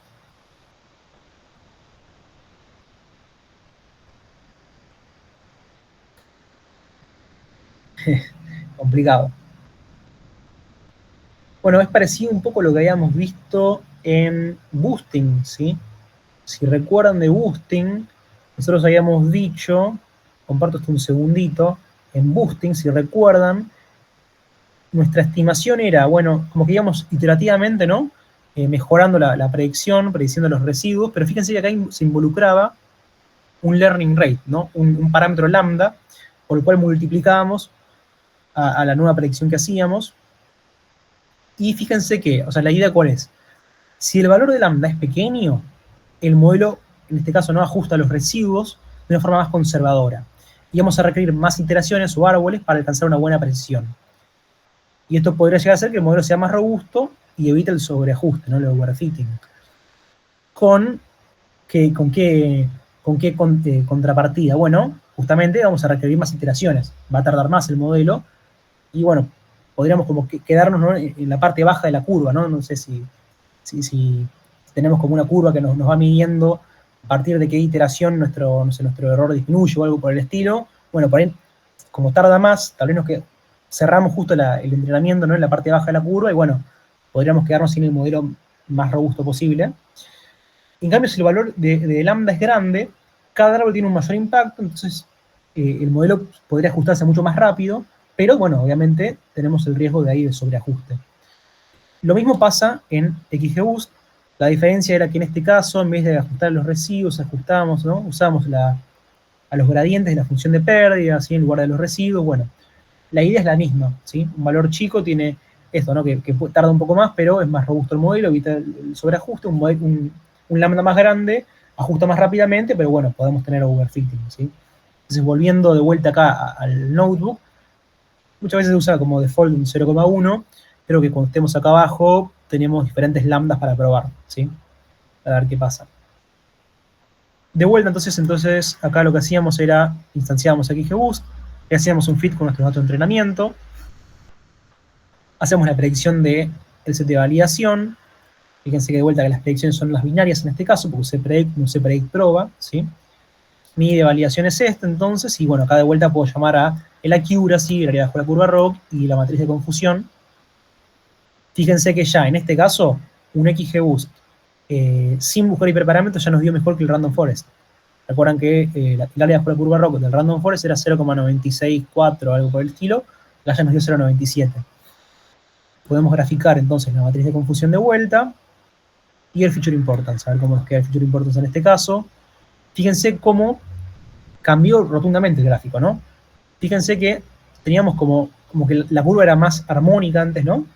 Y en este caso tenemos dos features que son muy importantes, después le siguen otras dos que son relativamente importantes, y después del resto como que están bastante más bajas en la importancia en comparación a las otras, ¿no? Lo que sí vemos que más o menos se mantienen las features importantes, se mantienen más o menos las mismas, ¿no? El peor perímetro, los peores puntos cóncavos, el peor radio, ¿sí? se mantienen estas features. Entonces podemos decir que es consistente de alguna forma en los modelos que estuvimos probando, que estas son las features más importantes, evidentemente, para nuestro set de datos, ¿sí? Bien, y la última parte que tenemos entonces es buscar hiperparámetros para el XGBoost. Definimos entonces, definimos entonces parámetros como el learning rate, que es lo que habíamos hablado antes, es el lambda, 0,01, 0,005, 0,05, 0,1, bueno, diferentes valores posibles. Hay algunos parámetros que son muy parecidos a los que habíamos visto antes. MaxDef es la máxima profundidad del árbol. El subsample acá es el porcentaje de muestras usadas para cada árbol. El call sample by tree es el porcentaje de features usadas para cada árbol. El nestimator es la cantidad de árboles a construir, que ya lo habíamos visto antes. El objective, que es la función objetivo, ¿no? La función error a utilizar. Bueno, tenemos como, acá no estamos buscando hiperparámetros, ¿no? Estamos eligiendo solamente una. Fíjense lo que dice acá, ¿no? Que para regresión usamos el error cuadrático medio, ¿no? El square error. Y para clasificación podríamos probar con esta de la logística o podríamos probar con la binaria. Y estos son parámetros de regularización que no vamos a entrar mucho más en detalle, pero bueno, ahí la idea es, un poco detrás de la regularización, es tratar de reducir el overfitting, tratar de tal vez parar antes el entrenamiento en algún caso. Bueno, podría meditar una clase entera, ¿no? Pero la idea es, estos parámetros nos pueden ayudar un poco a, si usamos regularización, a reducir un poco el overfitting penalizando la complejidad. ¿Sí? Queremos tratar de evitar que el modelo se ajuste demasiado al ruido que tenemos en el dataset de entrenamiento, tratando de mejorar esa capacidad, ¿no? De generalizar a nuevas observaciones que nos lleguen. Como les digo, no vamos a entrar demasiado en detalle qué significa cada uno de estos parámetros, porque por ahí ameritaría una clase tal vez entera para entender un poco mejor esto. Pero bueno, háganse la idea que tiene que ver con esto, ¿no? Si agregamos regularización, estamos entonces usando un método para reducir el overfitting. Bien, una vez definidos los hiperparámetros, llamamos a random search, le pasamos el modelo que habíamos definido antes, que habíamos instanciado, les pasamos los parámetros. Sí, Máximo. Perdón, pregunta ahí de random search que me quedó antes. Cuando vos haces las iteraciones, Sí. ¿vos te quedás con la mejor iteración o después a partir de las 10 iteraciones se construye como un set de hiperparámetros final que dice, bueno, el mejor fue 0,05 en general, aunque el mejor modelo dio con 0,1 y me quedo con 0,05 porque fue el que mejor funcionó en general? No, agarra. No, prueba diferentes combinaciones, por ejemplo, learning rate 001, maxdef 3, subsample 08, por ejemplo, y así con cada una. Prueba esa combinación. Hacía el CB, ¿no? El cross validation, obtiene una métrica. En este caso, el rockout para esa combinación. Después prueba con otra combinación aleatoria, en este caso. Y así prueba, en este caso, 10 combinaciones aleatorias. La que tenga un mejor rockout, listo, va a ser la que va a quedar. Ok. Listo. No, yo digo, por ejemplo, no sé, si tenés dos parámetros y en general dio mejor uno, pero por uno en particular, por los demás parámetros, dio mejor otro, Pero eso, no te pondera eso. eso es difícil de medir igual, ¿no? ¿Cómo sabes si, suponete que vos elegís, no sé, 001, 3, 06, ¿cómo sabés que el modelo performó mejor en ese caso por este parámetro en particular? Bueno, es más complejo eso de ver, ¿no? Eso no lo hace, por lo menos, el random search. Ok, entonces, nada, mi idea va más a, siendo que hay como muchísimas más combinaciones acá. El número de iteraciones días, ¿no se queda un poco corto Sí, ahí? está súper corto. Acá es un valor corto para que se ejecute relativamente rápido, pero sí, totalmente, porque acá tenemos de vuelta, ¿no? Combinatoria 2, 3, 4, 5 por 4 por 3 por 3, son un montón de combinaciones. Definitivamente en el TP no hagan 10 iteraciones porque más que nada se ejecutan al toque. Entonces podemos dejarlo por ahí corriendo unos minutos, un buen rato, ¿sí? A ver si de repente con, no sé, por ahí grid search es demasiado para este caso porque, bueno, son demasiados hiperparámetros. Tal vez el dataset del TP sea más grande el que estamos usando ahora, entonces por ahí usar grid search en el TP, digo, tal vez no, tal vez sea complejo, no tardemos demasiado. Bueno, podemos usar un random search, pero busquemos una cantidad de combinaciones relativamente aceptable, ¿no? En este caso es para demostrarlo nomás, por eso usamos el 10. Ok. No, yo decía porque, no sé si podés, suponete que cada combinación te da un valor entre 0 y 1, como una métrica de performance. podrías después sacar un promedio no sé, en los que se usó 001 como dio de Sí. media de performance, y después al final de todo usar los que mejor media tuvieron para cada parámetro y ver si era un modelo bueno o eso. Bueno, es una forma distinta de buscar hiperparámetros. Es válida. Ok. Se podría probar. Me gusta. O sea, se podría probar eso. ¿Por qué no? ¿No? Sí, totalmente. Agrego un comentario más antes de la pregunta de Marcos. Un poco eso se puede hacer a mano. Es esperable en el TP que un poco hagan esto, ¿no? Como les decía, ustedes probaron 100 combinaciones y de repente ven que el learning rate les dio que el mejor está en 0,01, que es justo el límite inferior para este parámetro que ustedes definieron. Bueno, sería interesante que en el TP hagan una segunda búsqueda de parámetros. Por ejemplo, bueno, ¿qué pasa si yo pruebo ahora 0,001? Le agrego un 0 más al learning rate. ¿Mejora mi modelo con los parámetros que teníamos antes, por ejemplo? ¿Mejora el modelo o no mejora el modelo? Si no mejora, bueno, entonces es posible que este sea el mejor, o esté bastante cerca del óptimo para este parámetro. Ahora de repente me quedé corto acá, ¿no? Y puse un valor que mucho más alto del que debería haber puesto, ¿sí? Entonces, es esperable también que en el proceso de búsqueda de hiperparámetros ustedes vayan jugando con eso. Sí, Marcos. No es tan teórica, es más técnica la pregunta, pero lo que ejecutamos en Colab, ¿se corre en local o se corre en un servidor No, de Google? se corre en un servidor de Google. Ok, De hecho, bueno, acá pueden ver la RAM y la memoria de disco que tiene la instancia ok, ok, de ok. Google. Podrían correrlo localmente igual si quisieran, ¿no? Si Sí, sí, tuviese- sí, me surgió la duda y Sí, sí, como sí, no me lo había parado a preguntar nunca y venía usando Colab hace un montón claro. y fue como, che, ok, Sí, se corre acá en un servidor de Google, que bueno, fíjense que la RAM máxima es 12,7 GB. claro, perfecto. Bien. Bueno, entonces, de vuelta, acá definimos los hiperparámetros, pasamos la instancia del modelo que definimos, pasamos la lista de hiperparámetros, definimos la cantidad de iteraciones a probar, definimos la métrica por la cual queremos elegir la mejor combinación, definimos un valor para este cross-validation, ¿no? Cuántas particiones queremos dividirlo. Este verbose es para que imprima un poco más, a ver si imprime algo. Bueno, no, en este caso no imprimió nada. Hay que revisar ahí el parámetro en la documentación. Yo entiendo que con algún determinado valor para verbose uno puede ir viendo las combinaciones que va probando, inclusive te muestra la métrica. Estaría bueno validarlo eso y por ahí lo podemos usar para el TP. No sé si era verbose -1 acá. O bueno, no sé, a ver si pongo un valor grande acá. No, bueno. Pueden chequearlo si hay alguna forma. Yo recuerdo que hay alguna forma para ir viendo, ¿no? A ver si cuando hago el fit es. Acá está, mira. Bueno, no me imprimió demasiado, pero bueno, hay que buscar cuál es el valor del verbose a poner acá para que me muestre un poco más de información a medida que va haciendo esta búsqueda de hiperparámetros, ¿sí? Y lo último, bueno, el random state, porque estamos haciendo un random search, y el njobs, que era lo de la ejecución que les había comentado antes. Con el fit entonces ejecutamos este random search, y acá nos quedamos con el mejor modelo entrenado para la muestra de entrenamiento. Y de vuelta lo mismo que antes, hacemos la predicción para validación, tomamos el accuracy, el área bajo la curva ROC, fíjense que bueno, acá nos dio peor el área bajo la curva ROC, bueno, tal vez son pocas combinaciones, habría que buscar un poco más para superar a la que habíamos armado acá a ojo. Ahora sospecho igual si esta que teníamos acá arriba a ojo, no será que en algún momento yo la haya modificado estos parámetros de acuerdo a lo que me había dado la búsqueda de hiperparámetros, entonces bueno, tengo esa sospecha, pero lo lógico sería que probar muchas combinaciones acá y que me mejore la métrica respecto al modelo default sin buscar hiperparámetros, ¿sí? Y de vuelta la matriz de confusión, y tenemos por último el feature important. Fíjense que acá, bueno, quedó un poco más, que aparecieron algunas otras features, ¿no? También con importancia alta. Bien, ¿alguna consulta hasta acá?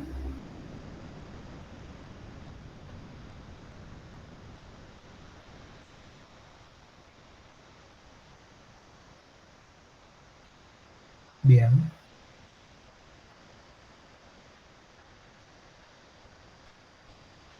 Bueno, si no hay consultas, pasamos al Kahoot entonces. Dejo de grabar. Dale. Le voy levantando el Kahoot.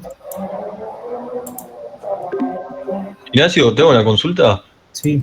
¿Te felicitaban porque te recibiste?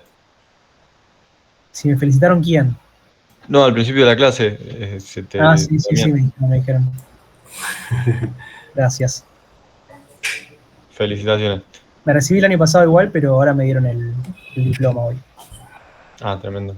Ahora tiene el papelito. Que Llegó, dice- llegó con delay el papelito. Sí, sí,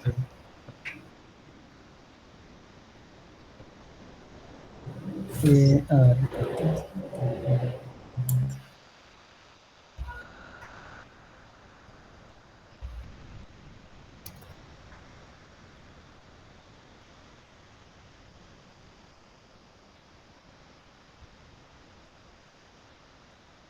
Ya comparto, estoy iniciando la sesión.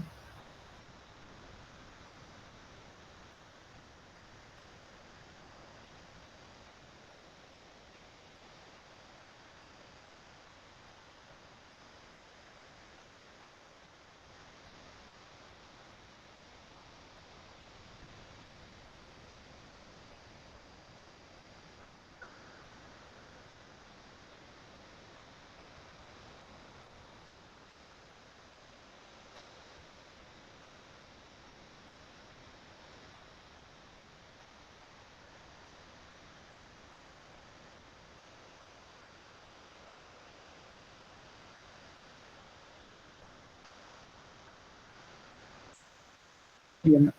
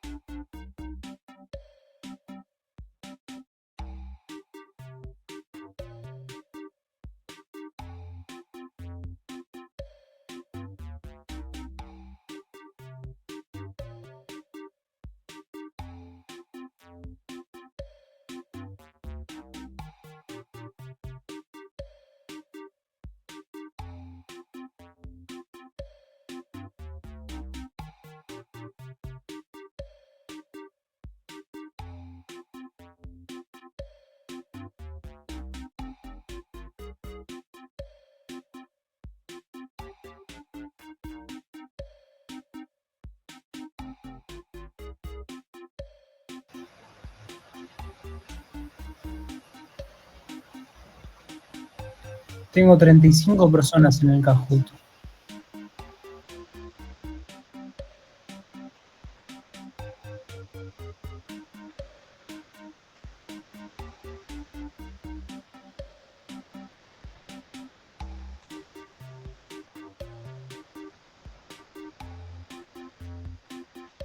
¿Falta alguien más sumarse?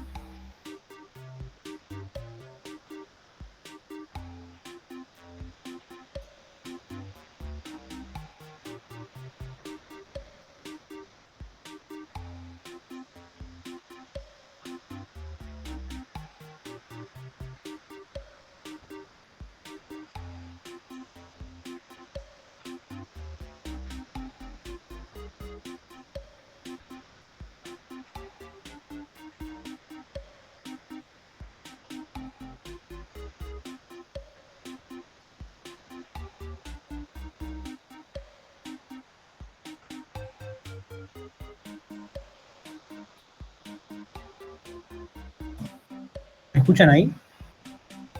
Sí, te escuchamos. Bien, bueno, arrancamos entonces.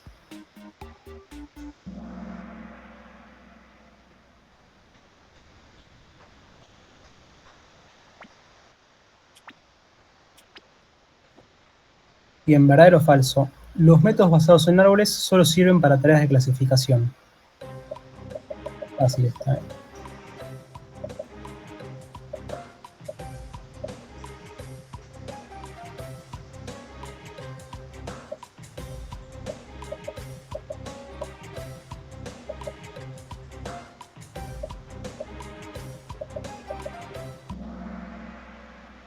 Bien, es falso, ¿no? O sea, habíamos visto que podía ser para clasificación o para regresión. Lo que cambiaba era, una vez que teníamos, por ejemplo, los estimadores ya en Random Forest o en Bayes, teníamos los estimadores armados, cambiaba si decíamos promedio en caso de regresión o voto de la mayoría en caso de clasificación, ¿sí? Pero se puede usar para ambas. Bien, segunda. ¿Cuál de los siguientes es un método de remuestreo?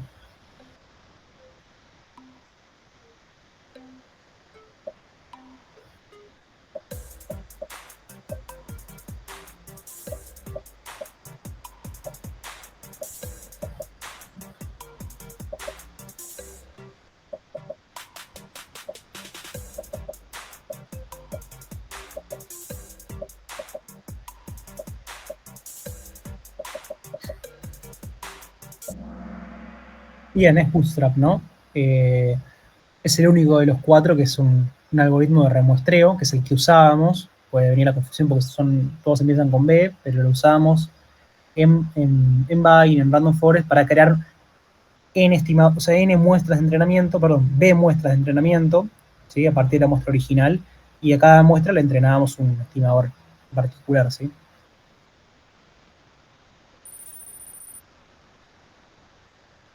Bien, tercera, verdadero o falso. Los métodos basados en árboles son útiles para determinar la importancia de las features.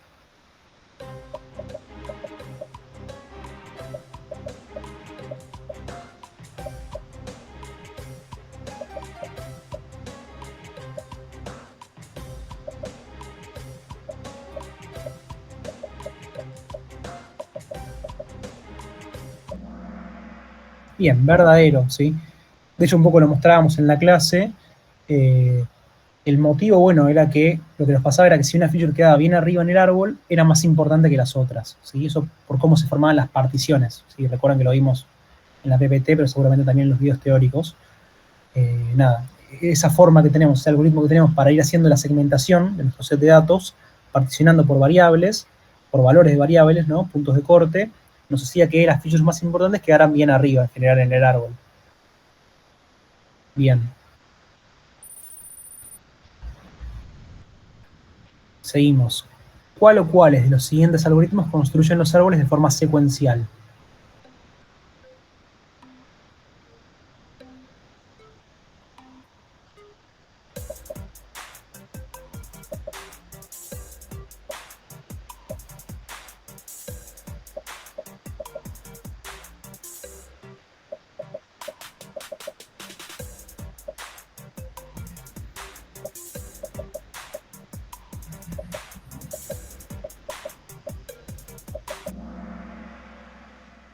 Bien, es boosting, ¿sí? Recuerdan que, perdón, boosting y XGBoost, ¿sí? Recuerdan que en ese caso íbamos iterativamente, ¿no? Secuencialmente, mejorando, ¿no? Cada árbol iba haciendo una mejora del árbol anterior, a diferencia de Bayes y Random Forest, que se crean todos los árboles si quieren en forma paralela, ¿no? Al mismo tiempo se podrían crear esos árboles, no depende un árbol del otro, ¿sí? No en Bayes y en Random Forest son independientes un árbol del otro. En el caso de Boosting o XGBoost, no, secuencialmente se va mejorando, ¿sí?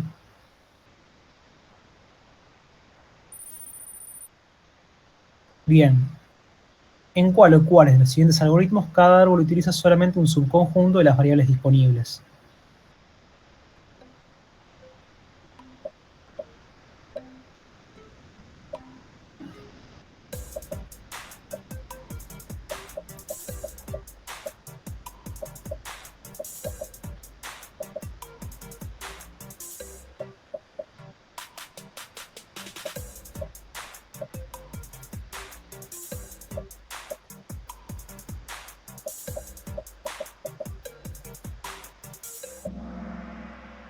Bien, es random forest, ¿sí? Recuerdan que esa era la diferencia principal que tenía con Bagging, ¿no?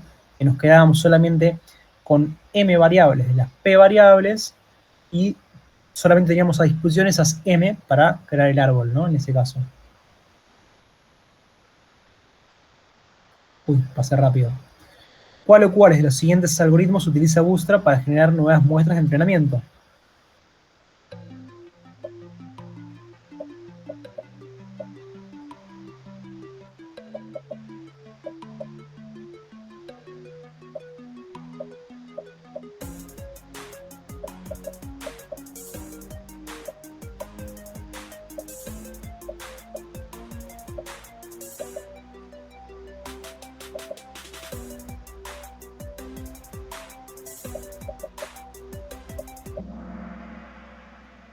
Bien, es Bagging y Random Forest, ¿sí? En esos casos, como habíamos comentado, de hecho habíamos dicho que Random Forest era una implementación de Bagging. Nada, creamos B muestras de entrenamiento a partir de la muestra original usando Bootstrap, que es un algoritmo de remuestreo, ¿sí? Que toma muestras con reposición de la muestra original. En los otros casos no, se construye a partir de la muestra original de forma secuencial. Bien. ¿Verdadero o falso? XGBoost es un boosting de árboles de decisión.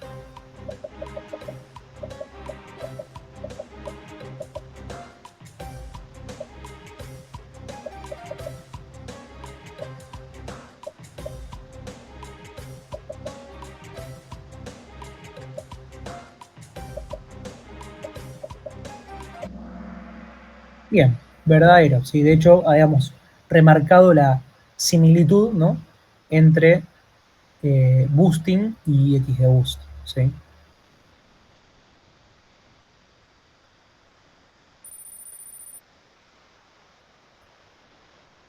Al crear un árbol de decisión, una variable no puede ser usada más de una vez para segmentar el espacio de variables.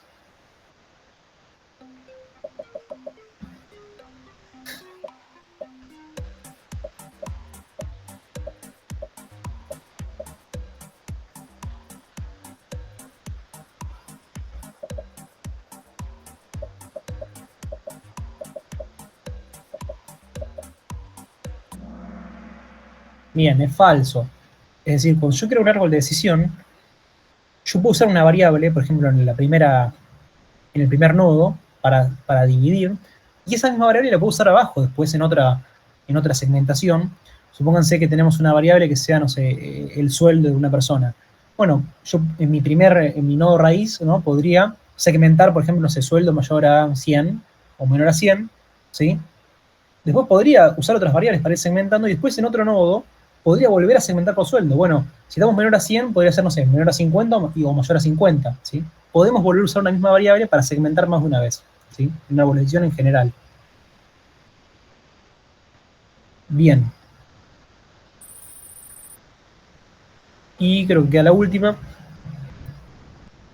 En los árboles de decisión, todas las nuevas observaciones que caigan en una misma hoja tendrán la misma predicción.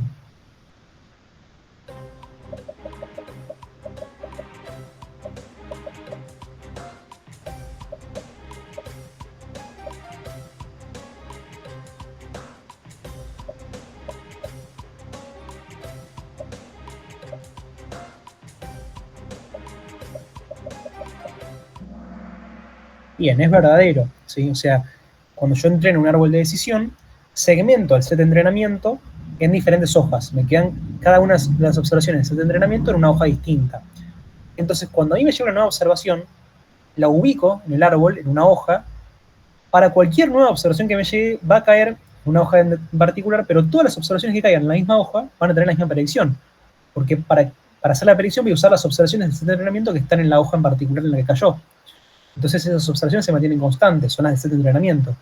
Entonces, nada, voy a usar ahí esa hoja para decidir la nueva predicción, ya sea por voto de la mayoría o por promedio. Pero todas las nuevas observaciones que caigan en la misma hoja usan esas mismas observaciones de entrenamiento para predecir.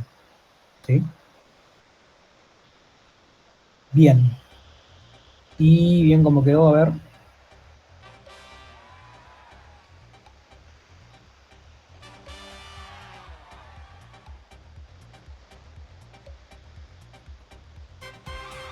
Bueno, muy bien. Felicitaciones a todos. Gracias, Nacho. Hasta luego. Hasta luego. Chao. Buenas noches. Gracias. Chao, buenas noches. Chao, gracias.